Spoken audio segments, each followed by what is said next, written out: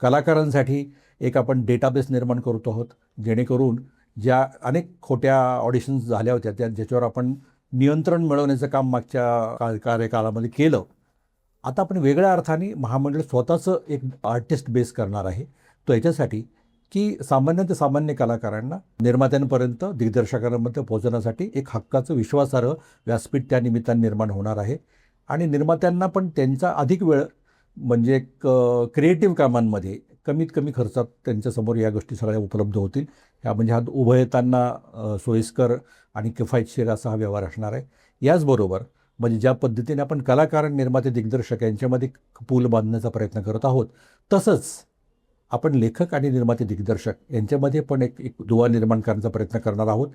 हे मी आवर्जून लेखन विभागाचा उमेदवार या नात्याने आपल्यासमोर सांगतो आहे.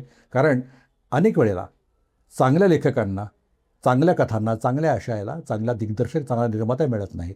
आणि अतिशय उत्तम बजेट आणि एक काहीतरी विजन डोळ्यासमोर घेऊन निघाल्या निर्माता, दिग्दर्शकांना नेमकं चांगल्या कथा त्यांच्यासमोर येत नाहीत. तर अशी ही चुकामुक टळावी आणि ह्या दोन उत्तम गोष्टी एकत्रित याव्या, जेणेकरून जो आशय निर्माण होईल तो जागतिक दर्जाचा निर्माण व्हावा.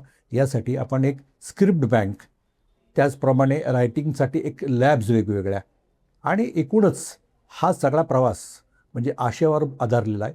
तो अधिक आपण असं म्हणतो की दर्जेदार आणि अधिक सुसंगत काळाशी जागतिक पातळीवर जोडला जाईल असा कसा होईल यासाठी आपण प्रयत्न करणार आहोत. कारण आजचा सिनेमा हा फक्त भाषिक सिनेमा राहिलेला नाही, तो पॅन इंडिया सिनेमा झालेला आहे.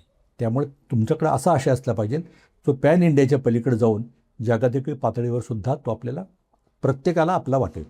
तर यासाठी आपण एक वेगळ्या पद्धतीने काम करणार आहोत.